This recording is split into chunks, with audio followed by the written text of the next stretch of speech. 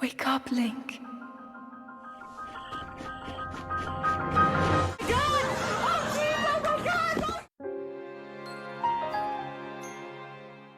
I'm just gonna say it, I really love the Zelda franchise. Ever since I played Wind Waker for the first time, I knew I would love this series. I just couldn't put the game down even when I told myself to stop and take a break. Zelda was that game that took me to another world that wasn't Mario or Wii Sports. And when I saw the trailer to Breath of the Wild, I was so happy. Zelda Breath of the Wild is an open world game that has no boundaries. If you could think it, you can do it. And with the open world, you have a lot to explore. In Zelda Breath of the Wild, Link wakes up from a deep slumber and finds himself with no memories. It is up to Link to regain his memories, free all the divine beasts, and save Hyrule. I love how this game just throws you into a world without even knowing what's going on. And speaking of world, the world of Hyrule is one of those places that will just hide anything around any corner. You could be having a nice time walking to one place of the map, and then just out of nowhere,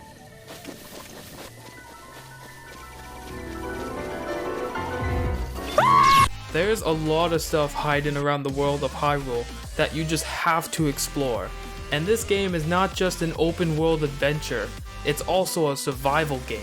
In Breath of the Wild, you not just have to explore Hyrule, you need to survive it. You have to survive the crazy amount of enemies and even the wildlife. Yes, even the wildlife. Wildlife like bears, wolves, and even goats. Those goats. With this game being a survival game, you have to even cook for yourself. In Hyrule, you can come across food that you can cook to make recipes. Recipes that could either heal or provide you more stamina. There are also other kinds of recipes you can make to enhance Link's abilities. Special abilities like cold resistance, speed up, stealth up, and even attack up. There are also another way to get these buffs. Around Hyrule, you can find or even be given armor that could give you special abilities. Abilities like climbing walls faster or disguising yourself among the enemies. These armors are so cool to me because there are so many of them. And if you buy the DLC, which you should get your hands on, you can get some really cool and memorable Zelda references, like the mask from Majora's Mask or even Tingle's outfit. You can even get Rex's outfit from Xenoblade Chronicles 2. I don't remember why they did this, but I think it was to promote the release of Xenoblade Chronicles 2. I don't remember. My favorite outfit of them all would have to be the blue tunic. Every time I think of Breath of the Wild, I always remember Link in its blue tunic. But anyways, let's get into another important thing about this game. It's gameplay. The gameplay in Breath of the Wild would have to be one of the best I've ever used. Everything feels so right and there is no problem with it. The gliding, the horse riding, and even the combat.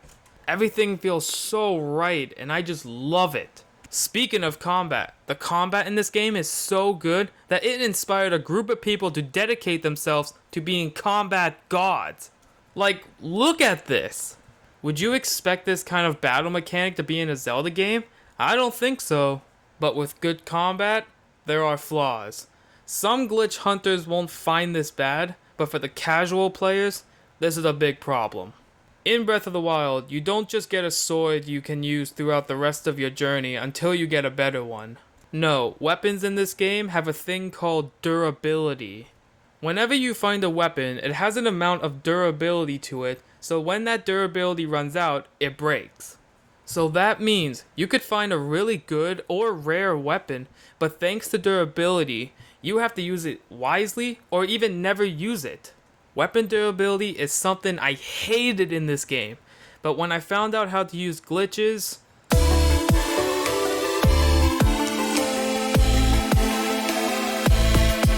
okay, I think I got through the basic stuff people talk about in a Breath of the Wild game.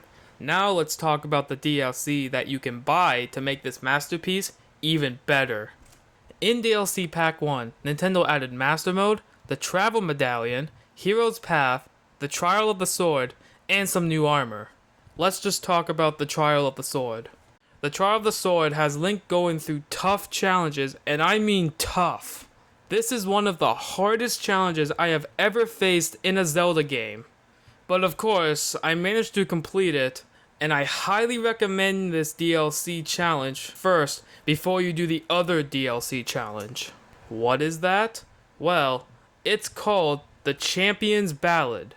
Champion's Ballad is another challenging part of DLC Pack 2, and it's not really that hard to beat. The only real challenge I found in this is when you pick up the weapon called the One-Hit Obliterator that will drain all of your hearts down to 1/4 of a heart, and you cannot heal yourself at all. So even though the One-Hit Obliterator can kill any enemy in one hit, they can also kill you in one hit. But once you complete that challenge, you have to go complete other challenges that are not that hard. But then once you complete those, you can go into the Divine Beasts and defeat the boss you have already killed. And once you kill the bosses, your champion abilities will be able to have less cooldown time. Once you beat all 4 of the Divine Beast bosses, you can take on the final challenge, the secret 5th Divine Beast.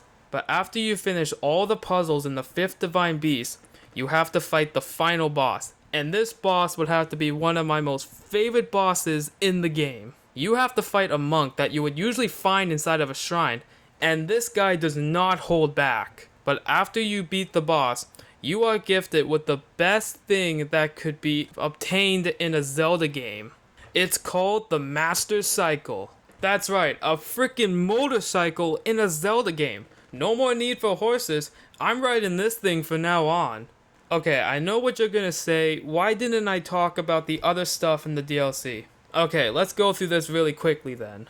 Master Mode is just a harder Zelda game. Hero's Path is just a way to see where you went when you first started. The Travel Medallion allows you to warp to it at any time. The Ancient Horse Armor is just a bootleg Master Cycle. And the new armor is just a bunch of Zelda references. But even without all of the DLC, I would still love this game. The open world to explore, the collectibles, and even the characters and its story. I could sink so many hours playing this game and I would never get tired of it. And I know I have put too many hours into this game, and I am still going at it as we speak. And you just wait till Breath of the Wild 2 comes out. I will put even more hours into this game. Just try and stop me. And that is the end of this video. I hope you all enjoyed it and have a great day.